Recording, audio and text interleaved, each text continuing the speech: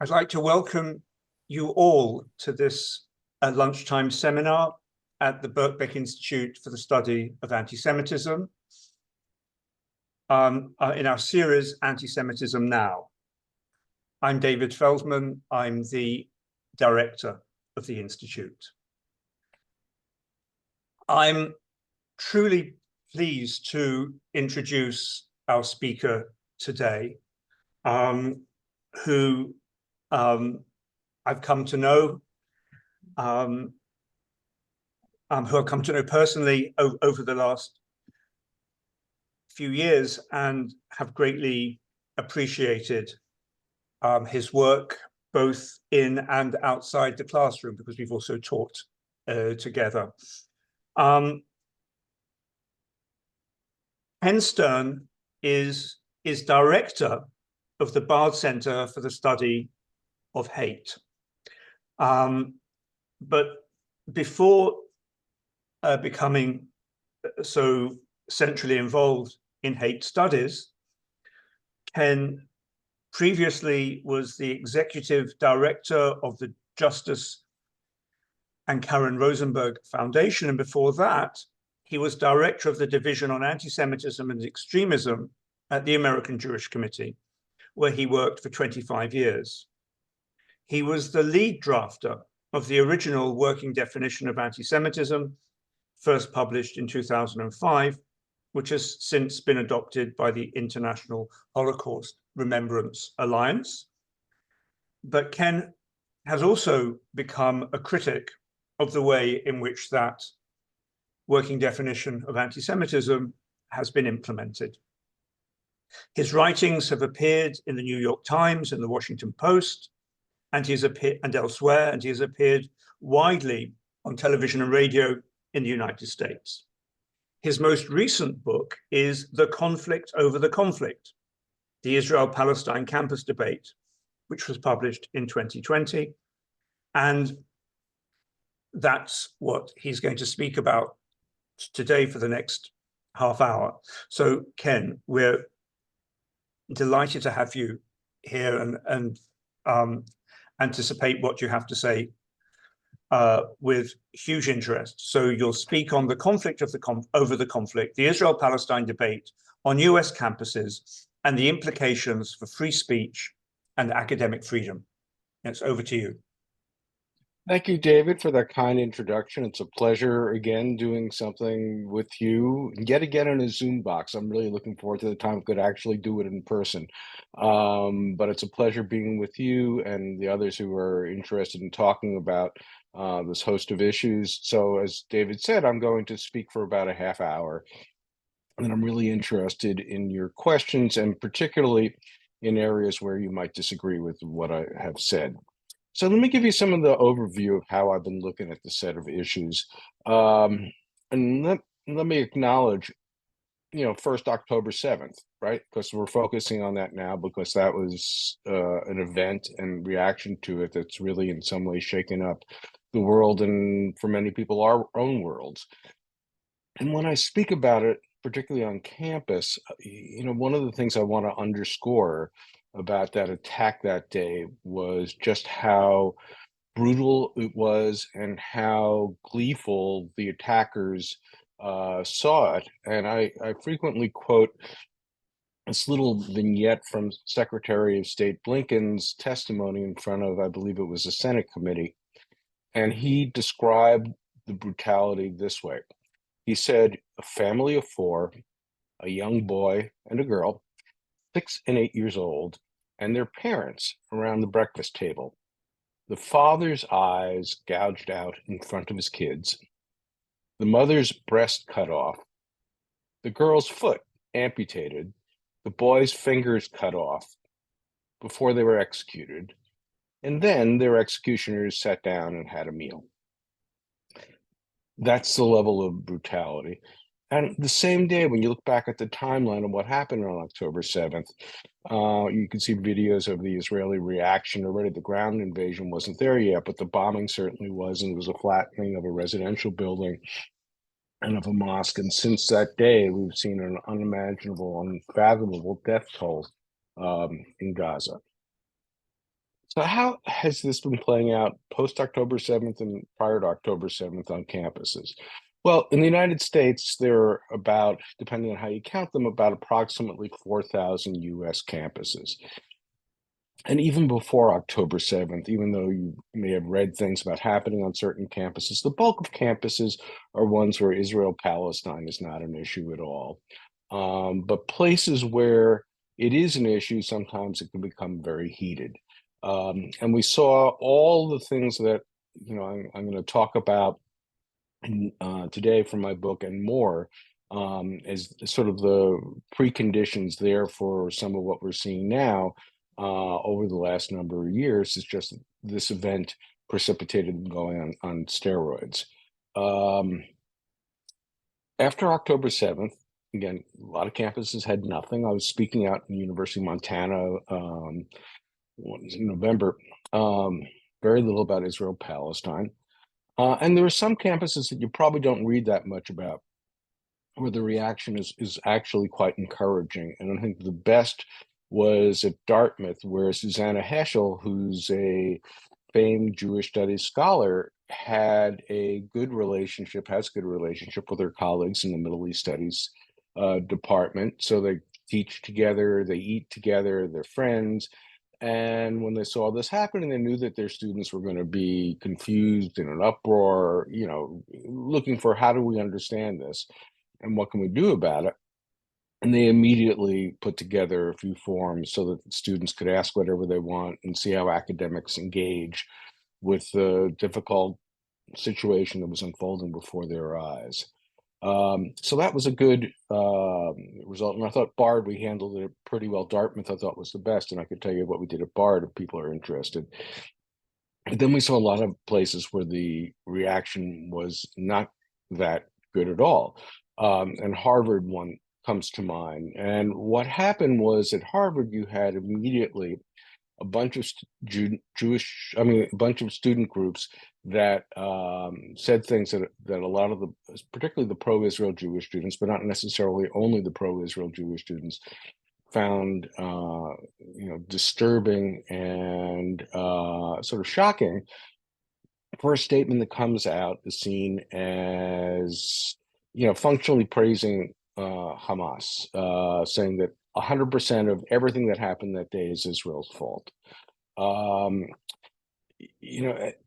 to me, this was, people were phrasing it as anti-Semitism. There may have been some there, but I think it was also more of a reflection of what I was documenting in the book, that people are getting into these binary spots where, their side is the only one that is seen as just and right, good, and that therefore they're filtering everything through, I can't criticize anything that I see people on my team doing wrong. That would undercut the justice of the cause I'm fighting for. And I saw a lot of that sort of binary thinking. And, personally, it was distressing to me to see a variety of reactions from people that I've worked with on the pro-Palestine side, because I've, worked in dialogue with people on a variety of opinions on the conflict inside and outside the campus. And some, I thought were perfectly fine. Rashid Khalidi from Columbia was very clear about how appalled he was about the rapes and the hostages and so forth. But there were some groups that I even asked privately, I said, can't you just even tick a box to acknowledge what happened on that day? And there was no response. The major way this played out here was a debate about presidential statements. And I thought that was somewhat bizarre, and about symbols too. And a lot of presidents were pushed to put out statements about this. They were immediately critiqued as not being strong enough to condemn Hamas, or not recognizing the Palestinian suffering. And even if the bizarreness of the reaction was such that even when people basically agreed with what a president said, they would criticize him for not saying it with the particular buzzwords that the critic wanted. And it was interesting to think about why that was. I mean, as part of it, as I'll talk a little bit more, about this being symbolic, that people want to reduce things to something very simple. I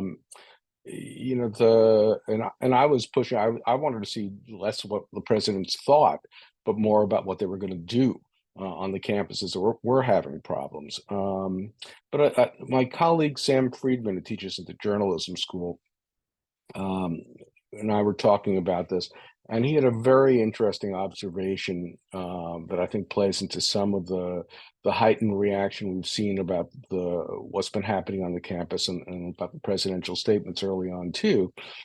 And he had the observation that for Jews, the events of October 7th resonated with historical memories and things that people have heard in their families, whether it's stories about the Holocaust or about pogroms. And when he said that to me, I said, yeah, that makes sense. I mean, I'm not a big trauma person in terms of explaining what goes on in the world and how people react, but I think there's something there.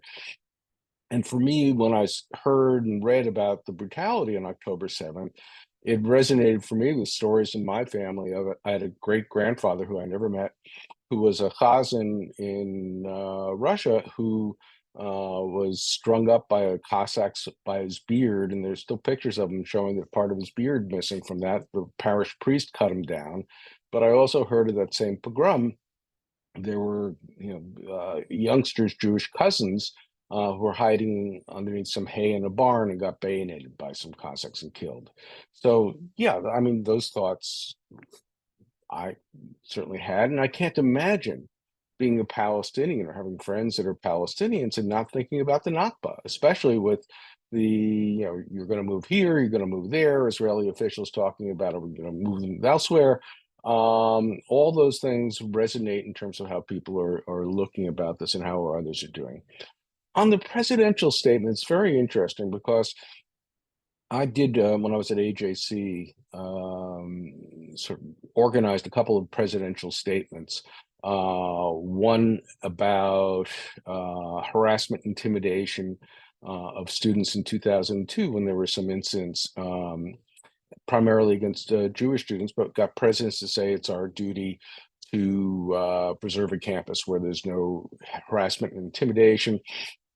And one in 2007, after the UCU in the UK voted to promote a boycott of Israeli academic institutions, Lee Bollinger, the president of Barnard, put out a statement basically saying, if you can divide an academic world into two, Israeli institutions that should be shunned, and everybody else count our American institutions as Israeli ones. So, things that focused on academic freedom, what the institution should be, it's easier to get presidents to sign on a foreign policy issue. Not so easy. Many of them don't, and I think for good reason. Seeing the reaction, there's a report, Vietnam era, coming out of the University of Chicago called the Calvin Report that basically says presidents should not make statements about world events.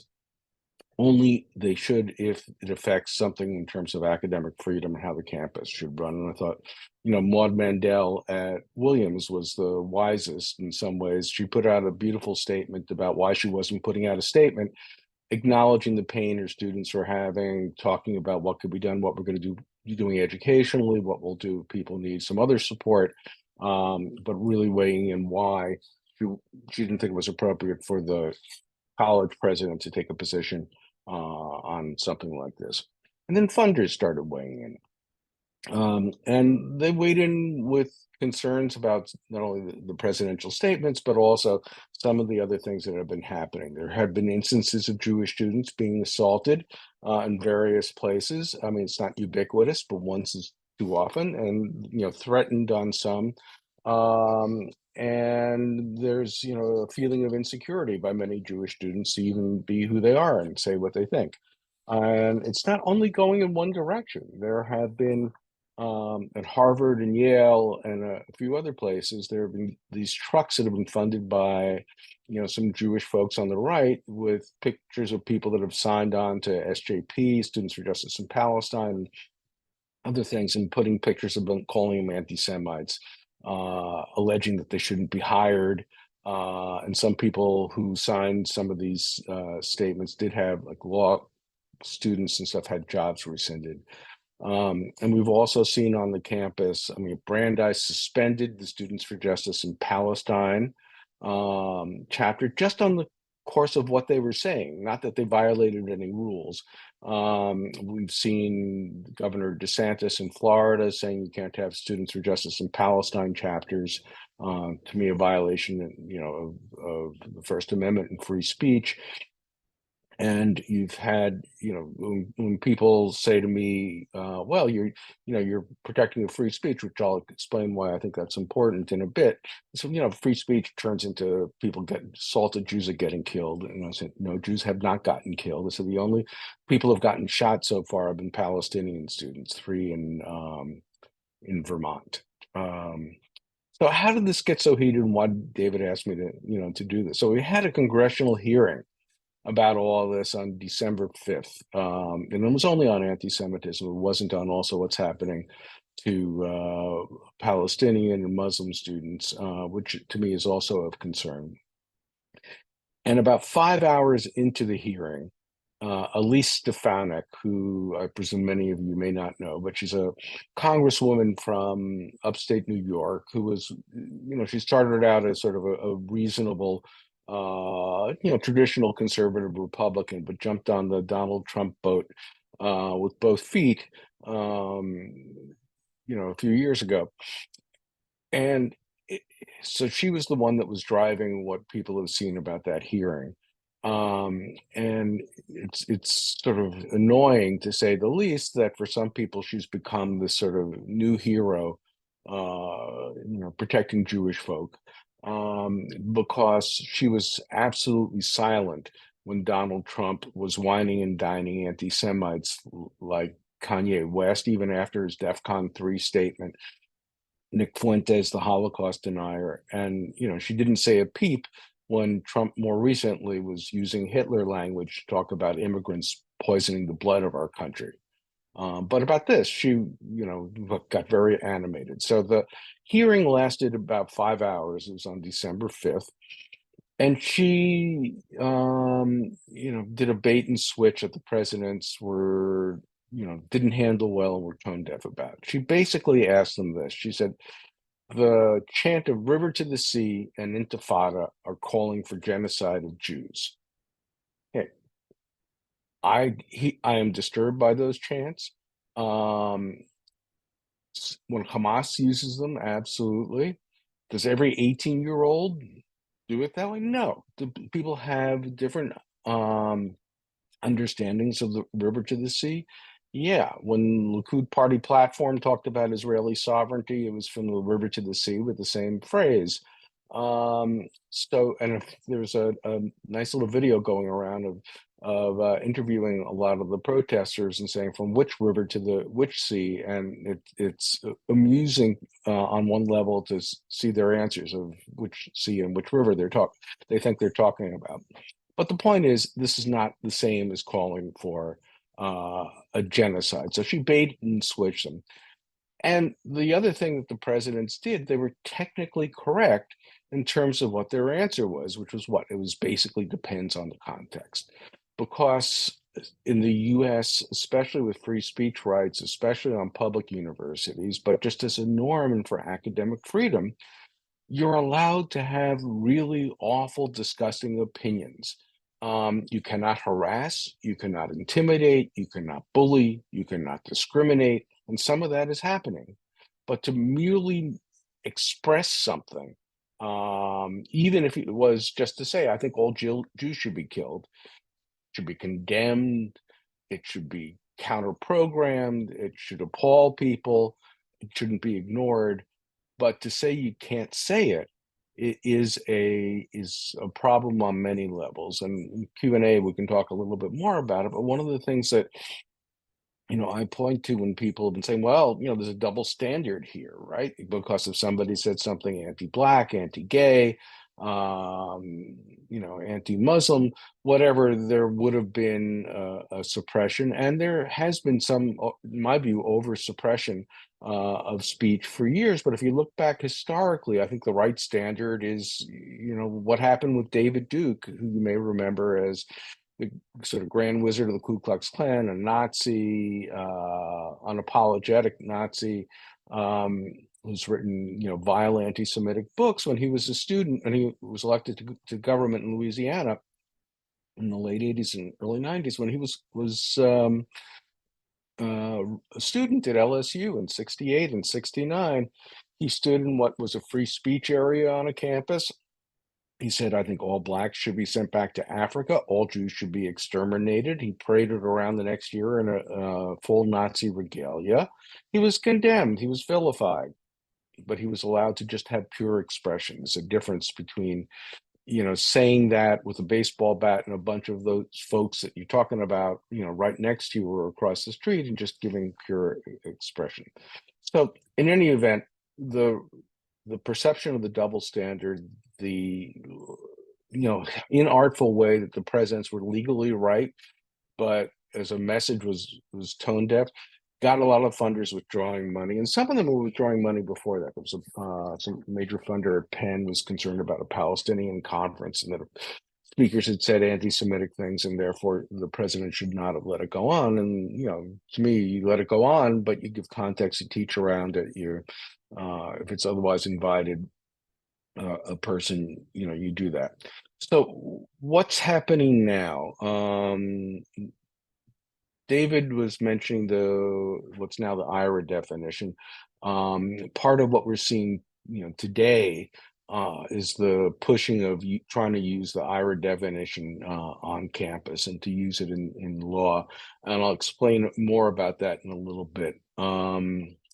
Because my concerns about that predated what's happening now. As David said, the title of my book is The Conflict Over the Conflict, and I wrote it in 2020. And again, it was concerns about what's happening around to me, the campus is an incredibly important institution, not just in the interest of the Jewish community, but in the interest of democracy, how we're producing thinkers, how people are going to become critical thinkers, how they become leaders. And I saw, a tendency of partisans on both sides of this, difference of opinion over the conflict there, to start going down these rabbit holes that are associated with what I know from my day job about things about hate, to see just who's the us, who's the them, and then reducing it into the simplest terms. And that's why in the book I thought it was important to start out with a chapter that I called thinking about thinking of why, when we have these hot button issues, what happens to our thinking, what do we know about it from the growing interdisciplinary field of hate studies.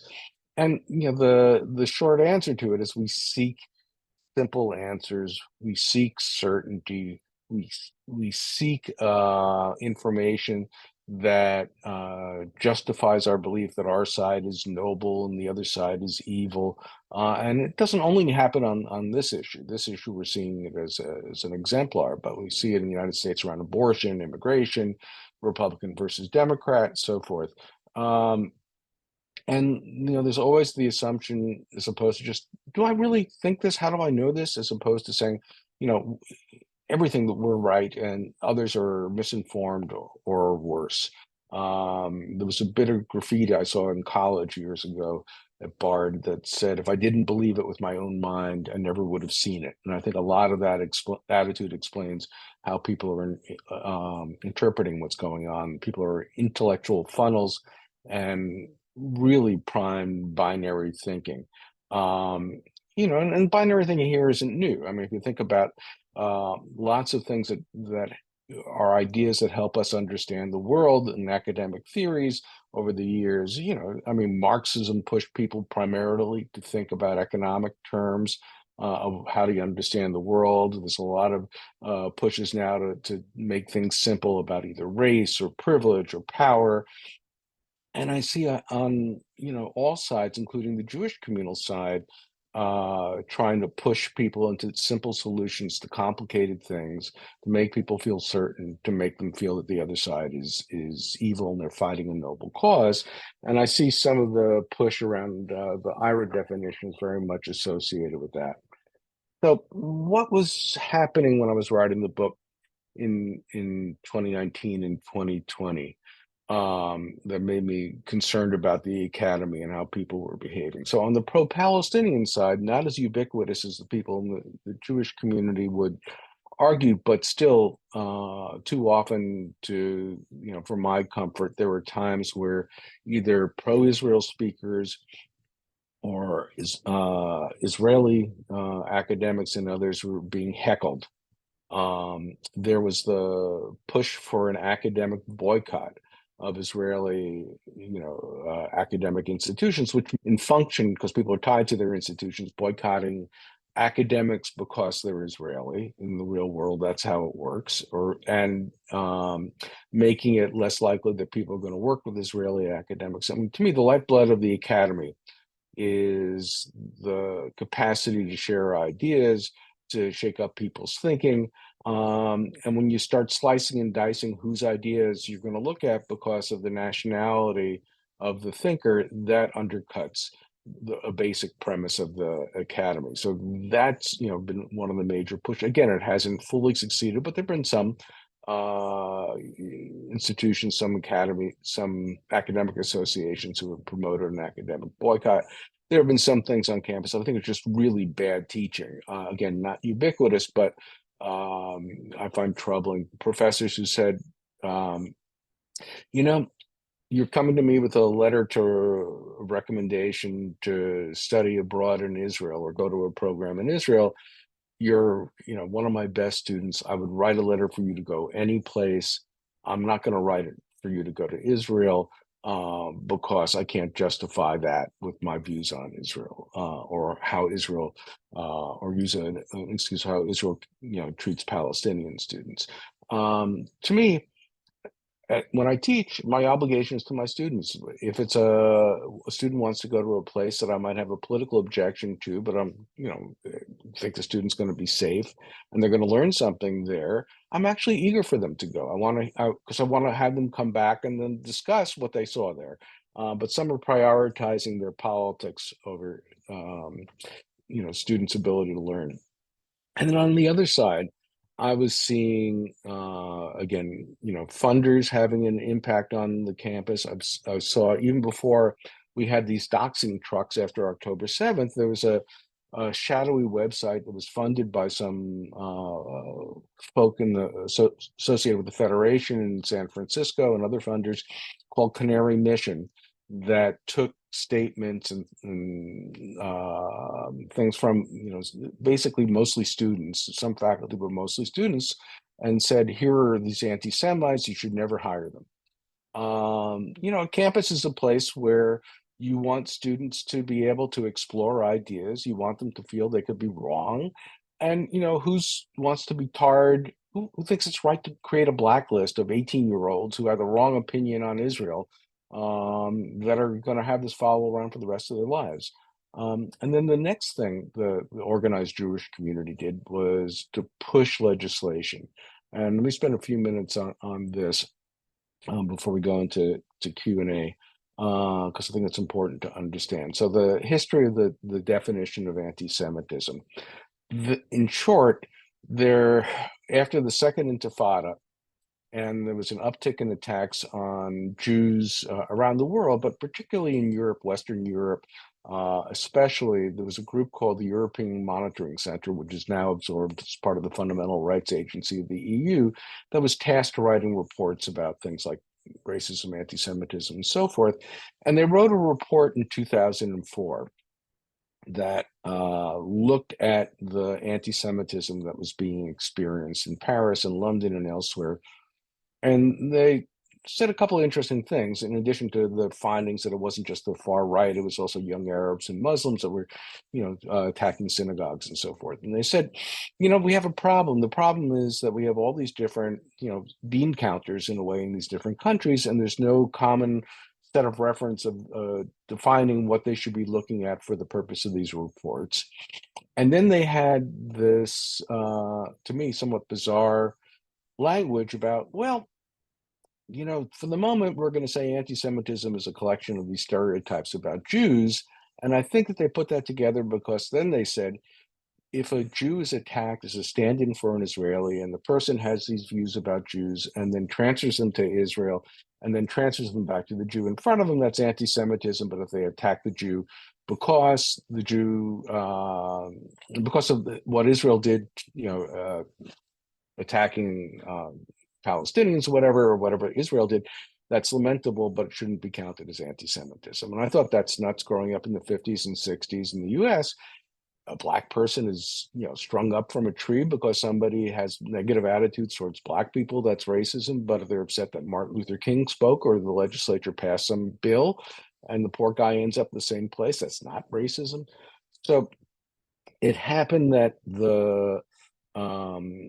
Beata Winkler, who's the person who was the head of EUMC, was invited to come to an AJC meeting to speak about the report. And I took the opportunity to push her about what I saw as the deficiency in the definition. And there was an opportunity to work with her and other AJC colleagues and other folks, including some folks from CST in the UK, to come up with a definition that was primarily to focus bean counters and to there's language about Israel in there, mostly because we saw the uptick in attacks correlated with some of the language we were seeing about Israel. It wasn't to say the language caused it. It wasn't to say this is going to be a handy-dandy Swiss Army knife tool to label anybody an anti-Semite, but it was primarily for giving us rich data to compare over time.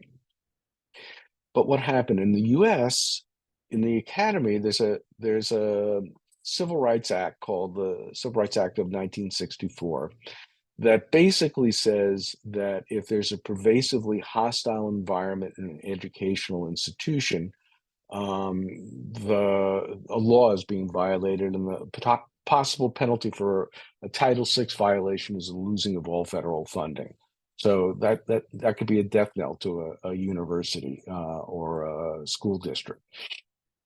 And what happened was the Title VI includes race, but didn't include religion. And in 2010, there was what's called a Dear Colleague letter that clarified that Jews and Sikhs and Muslims as ethnicities were covered under Title VI. And I supported that and I pushed for that. And I was glad to see it, and actually used it as a complainant for a group of Jewish high school students who were getting swastikas drawn on their desks, and there was a kick a Jew day, and the school district did absolutely nothing. We used it as a leverage to get them to come to an agreement with the Department of Education. So I thought the tool was great. But what happened is he started having groups on the Jewish right who said, we have this handy-dandy definition of anti-Semitism, so let's start putting Title VI cases that define certain speech, and like professors teaching from certain text or speakers coming on campus or what students are saying, and using that as part of a Title VI case. Sometimes the cases did include things like spitting and other things that could more rationally be part of a Title VI complaint, but they were pushing that as the their tool. Let's try to use to curtail speech, and they're very clear about that.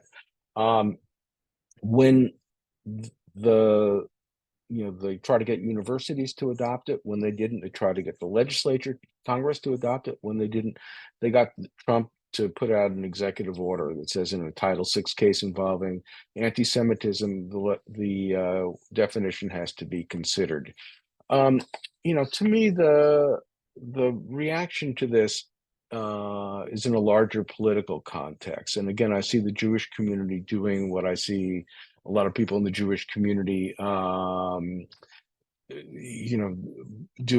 on the other side. I presume you know Governor Ron DeSantis, who is the governor of Florida, who is recently running for the Republican nomination. He's put in bills that restrict what can be taught about race and about gender, and because it's going to make white students feel bad, it's going to somehow poison how students think about issues of gender, if we teach about it. And the Jewish community is jumping on this too, saying we want the IRA definition to define what can be taught and what should be taught. And we've seen it in other places too. Just recently, the culture minister in Germany was considering, thank God he didn't, to use the IRA definition as people swearing that they would live up to it in order to get funding. So people are using it just to try to shut down speech that they don't like. And to me, the ability to fight any hate, anti-Semitism included, requires democratic norms and free speech.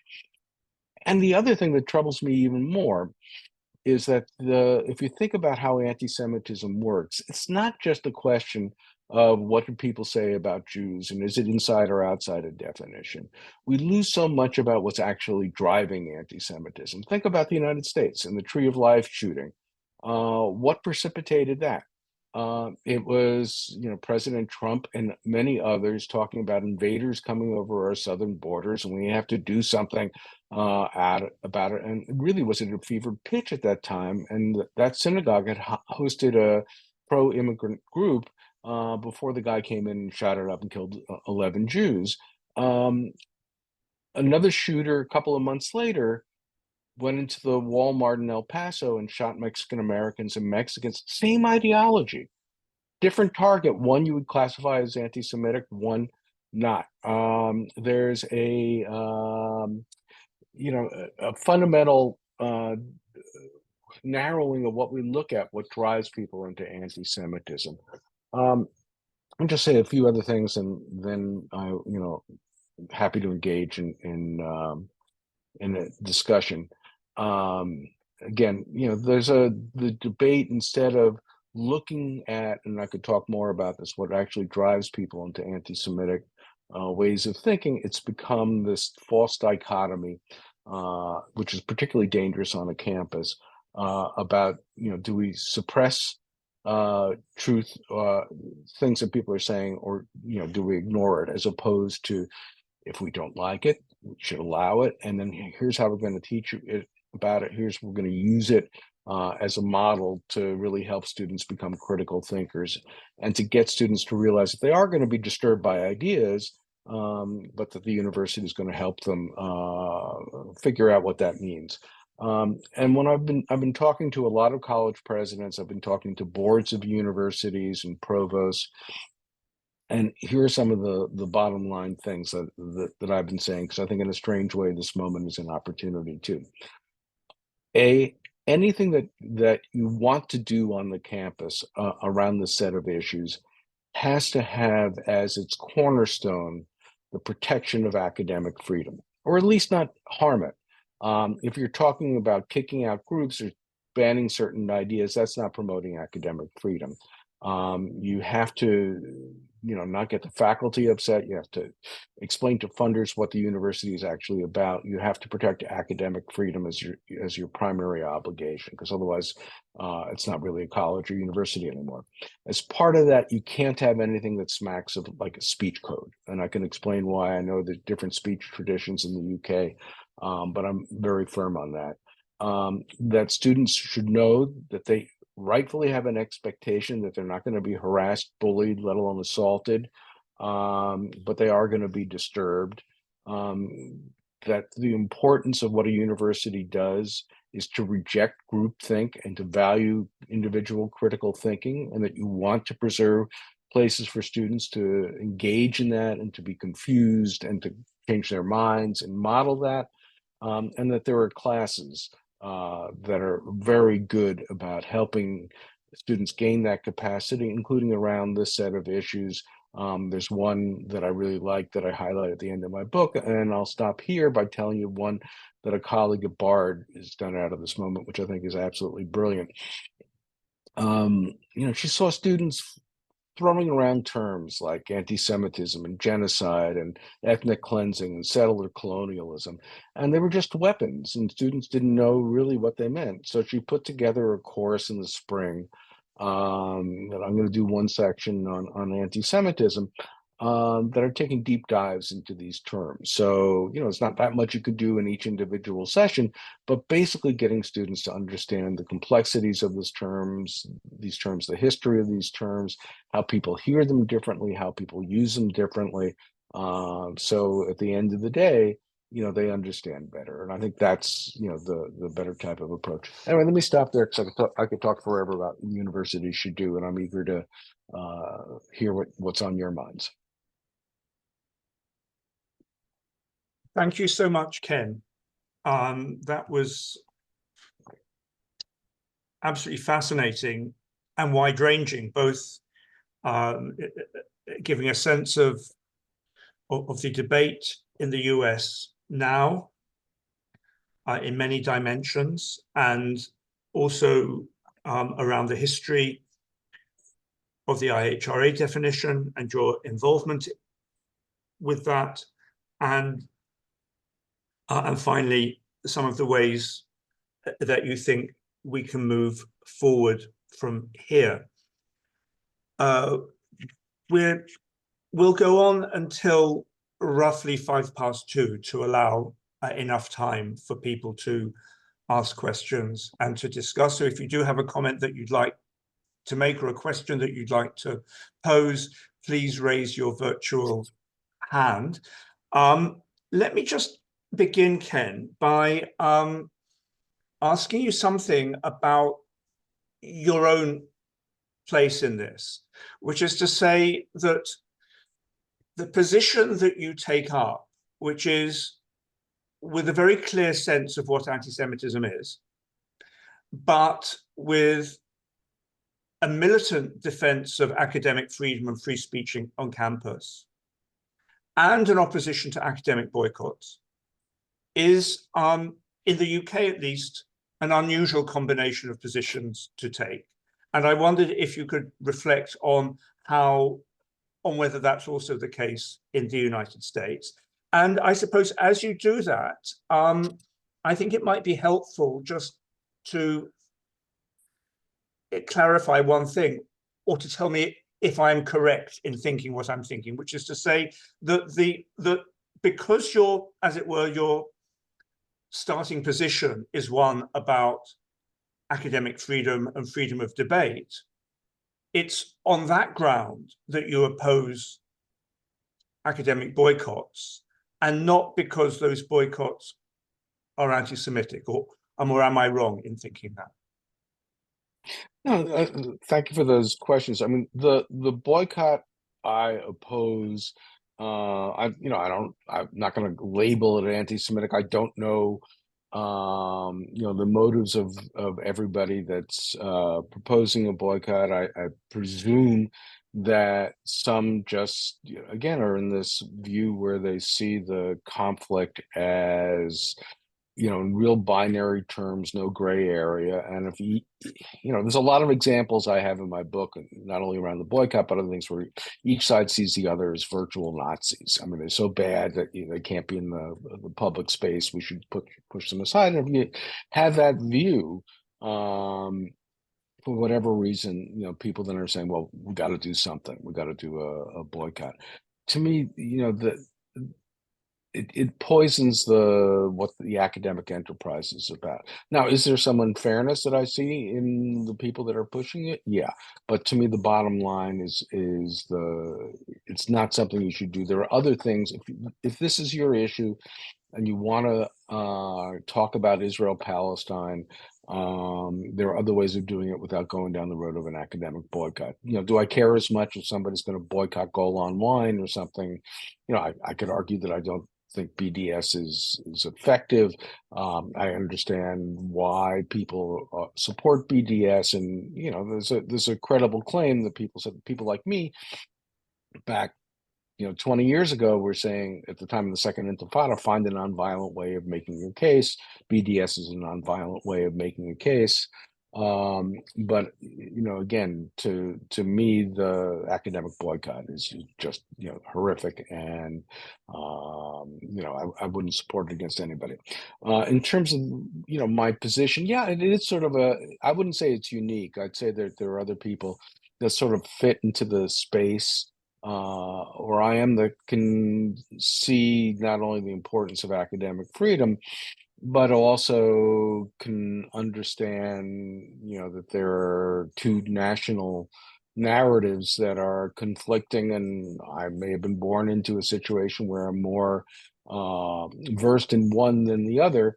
But the reality is that those two national narratives do exist simultaneously and conflict, and you have to recognize that. So that's one thing that I think, people like Derek Penzlar and Paul Sham at University of Maryland, and there are a bunch of people who I would say, pretty much look at things the way that I do on that. There are also, I find it, I don't know, maybe it says something more about me, that I find it amusing more than anything else, but there were two attempts to get me canceled, or at least pushes that felt like that at a couple of universities.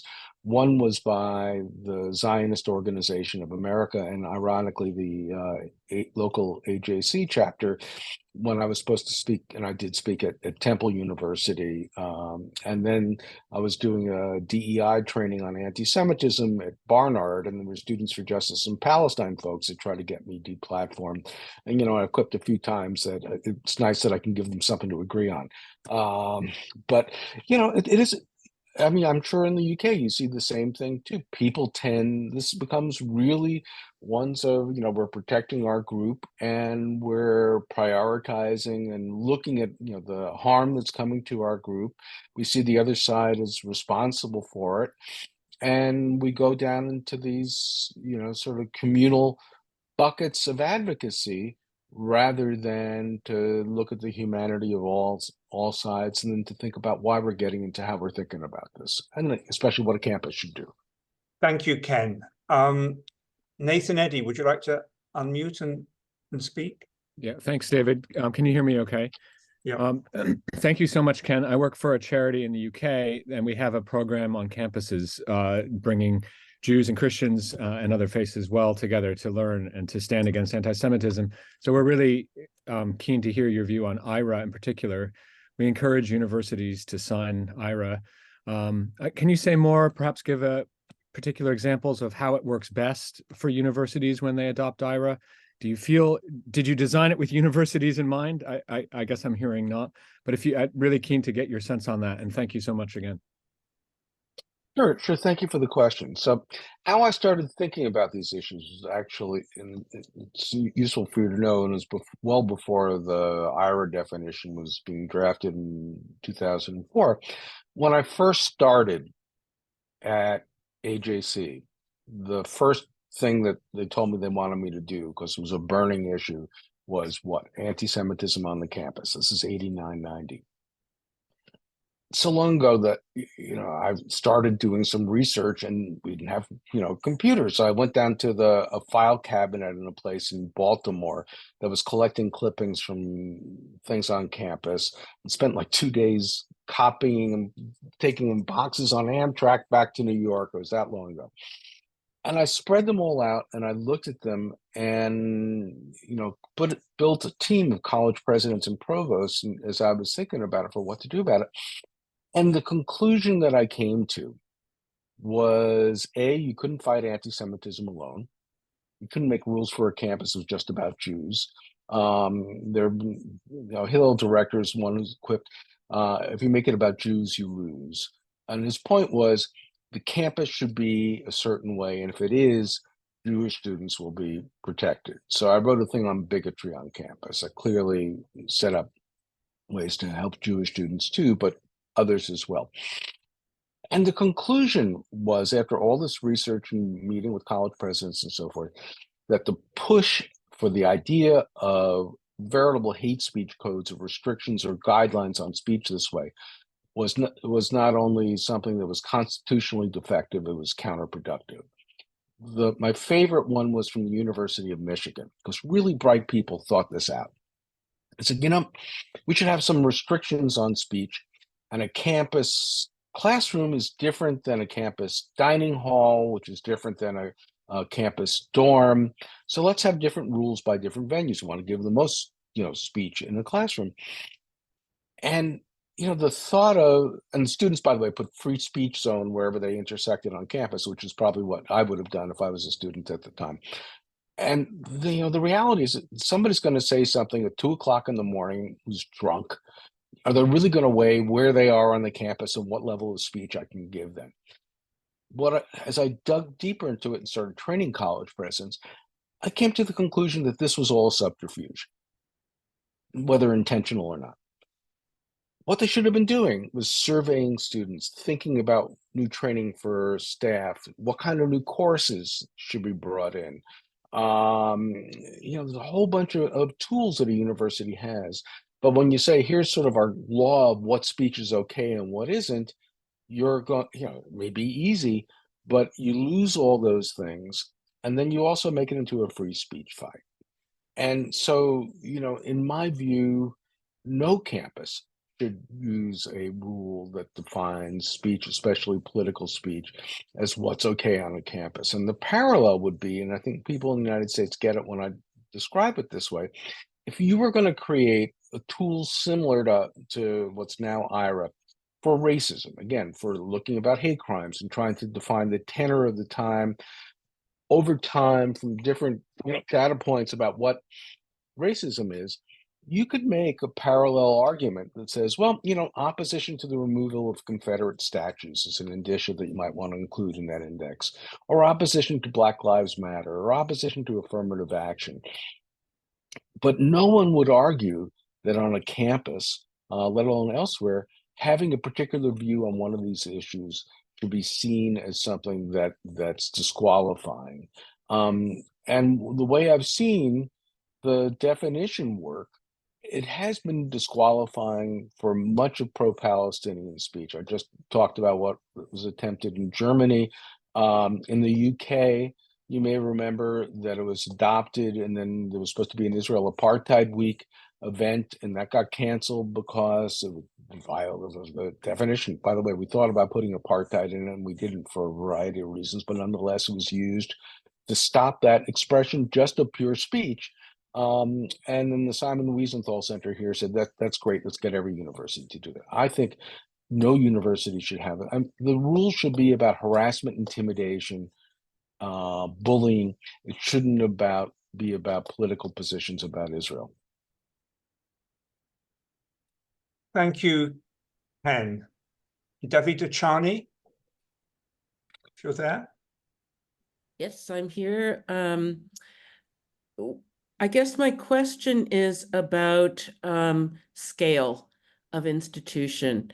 And I just retired after a long career at the University of Texas at Austin.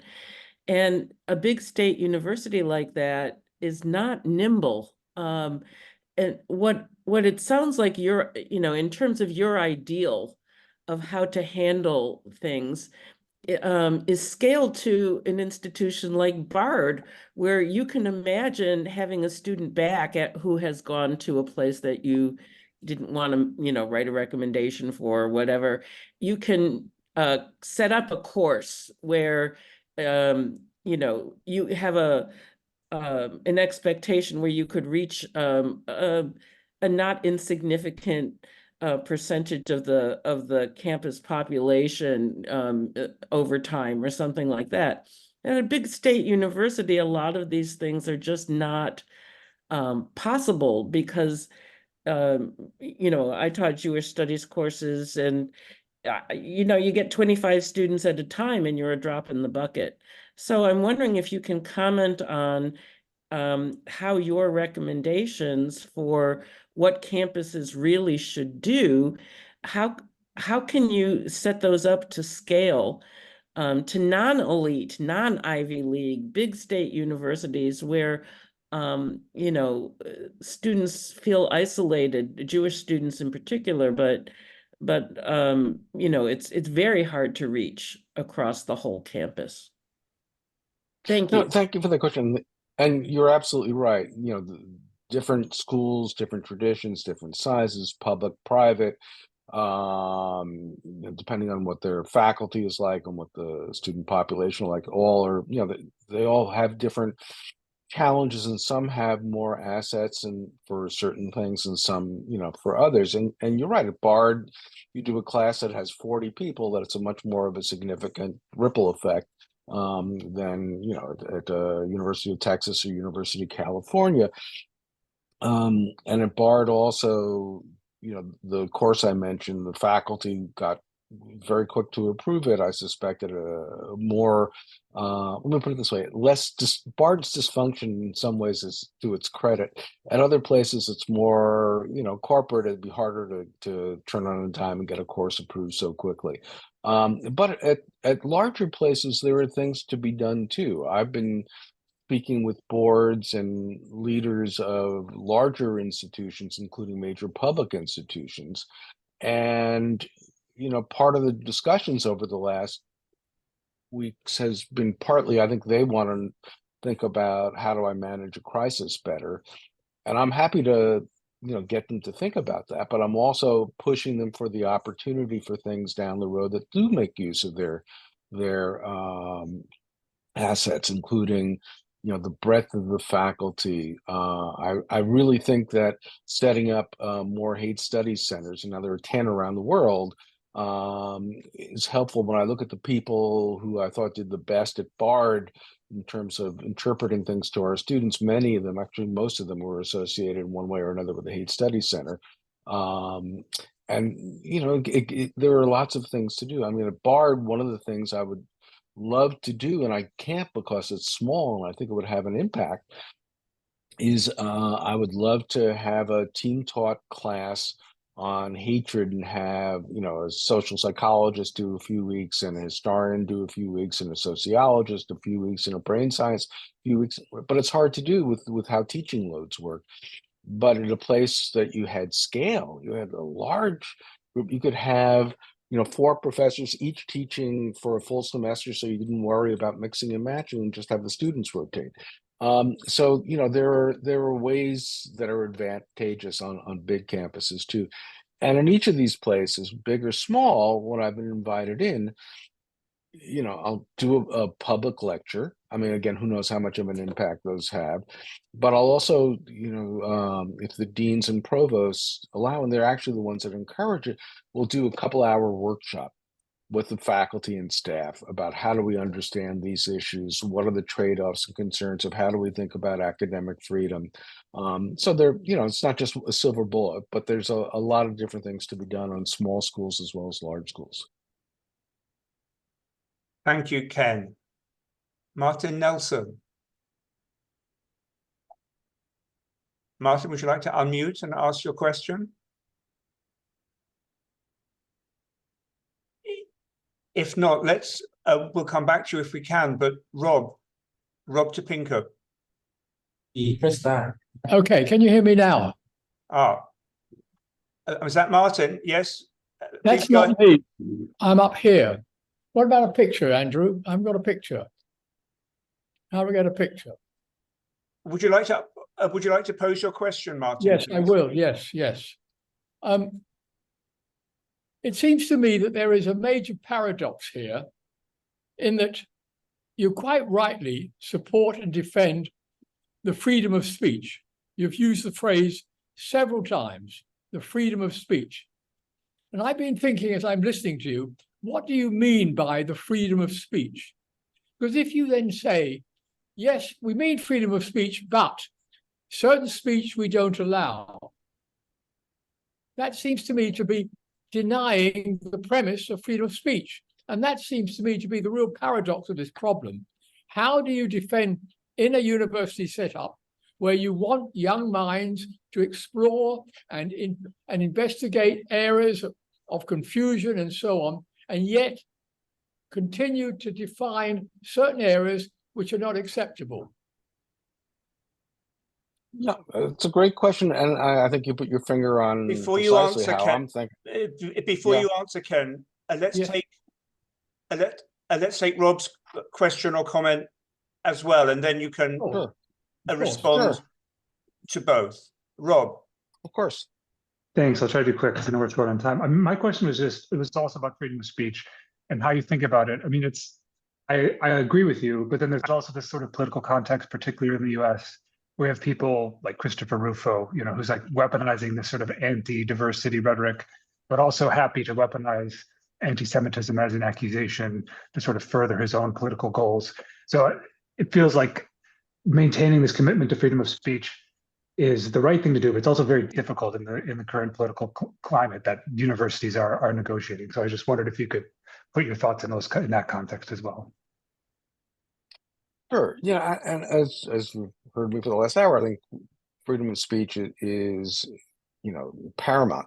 Again, it doesn't mean that I agree with all the speech that's being said, and I think that there's some of the speech I find absolutely deplorable. But when you start going down the road of what speech is okay and what speech isn't, what expression is okay and what expression isn't, you're basically defining for students that they're not going to be critical thinkers, to think about things, because this is on the other side of the line. It also, part of what's going on now too, and you mentioned some of the pushback in the university.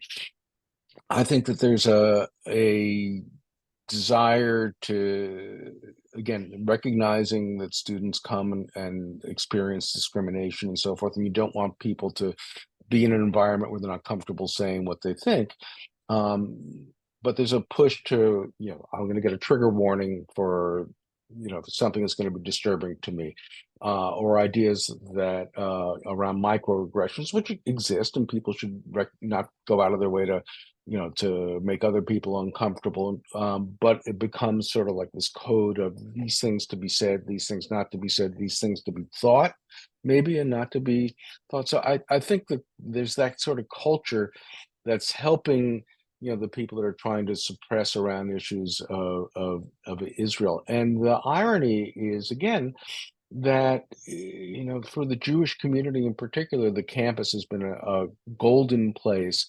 People of my parents' or grandparents' generation had quotas keeping them out. Now there's, it's easy to be Jewish. It's not so easy if you're a Zionist in many places, and that's a whole other set of issues.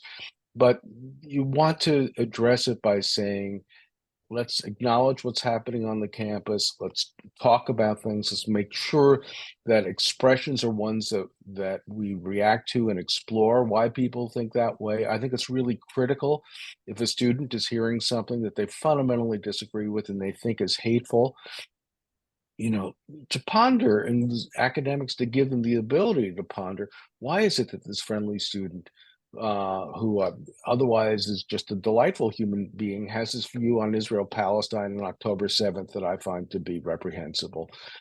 Do you have the intellectual curiosity? Can you imagine why, if you were born in a different circumstance, you might have a different point of view?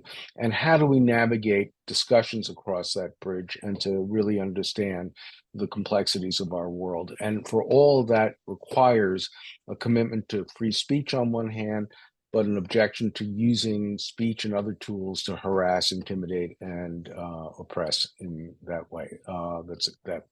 That's the divide for me. Thank you. Thank you. Ken, thank you very much indeed. We are unfortunately out of time. I feel we could have taken this discussion on further and longer into different realms, and I'm sure that we will do that on another occasion. But for now, Ken, I really want to thank you.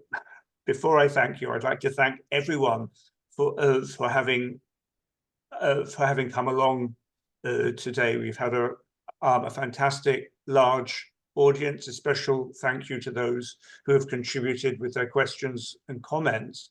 But above all, thanks to you, Ken, for being so extremely generous, I think, with your knowledge and understanding, and with your reflections on your own experience as well. And it's that sort of combination, I think, of a personal experience and a lifetime of thought, which produced such a rich such a rich seminar from you today. Thank you so much indeed, and thank you everyone who's come along today. I hope to see you again at our next seminar. Bye-bye.